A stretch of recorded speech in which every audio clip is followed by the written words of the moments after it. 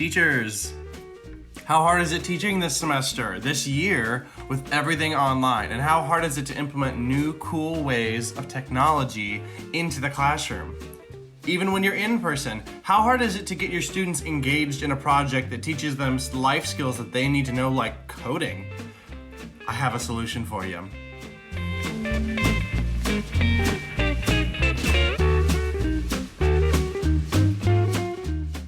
Now you're probably thinking, what in the world is a microbit? What is it? Well, a microbit is a really cool tool that lets you and your classroom interact in a digital environment and code and learn coding through block coding and script coding, which both are beneficial but teaches the fundamentals of the coding to even a young age in elementary school. So this little toy right here, it's not a toy, it's a piece of technology, but it's a little circuit board that interacts with the user based on how they coded it. So in this next clip, I'm going to show you an option for the coding software, but basically you get the chance to implement this in your classroom where you can have your students create a chain code or a link of coding that will interact with the student using this microbit chip that I just showed you. As you can see, and as you saw in the previous clip, it's going between ducks and ghosts right now, and that's because I coded it to do that. So let's see what that looks like.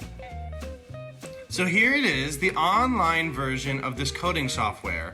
As you can see, I'm just using a Google Chrome browser with all of my things. Don't worry about my bookmarks. But here we are. Here's a online version of the microbit. You don't have to have the technology in your classroom. So this gives you a great opportunity to see what you're coding before you actually download the software onto your computer. And as you can see over here, I've got my block coding. So it's super simple, and this is a basic example. It takes your basic coding saying, forever, I want this one task to continue to go on, and it gives you an icon that it wants you to select, how long it's gonna pause, how it's gonna show up, and pause again between switching icons. It's a great way to introduce this basic form of coding to your students as they just fit together like a puzzle, and then you get to see the example so students are even more engaged in how it works. So as I mentioned, I think that microbits is a great tool for your classroom to implement. As you just saw, the software is very simple to use. You just piece it together like a puzzle. It fits, you see if it works, or you see what you need to change. There's plenty of help on the internet too to make things happen. And if your classroom or your school can't afford to implement the actual microbit chip like I just showed you, these little chips, that's okay. It shows you what happens right next to it so your students still get to play around and play with the coding and learn it.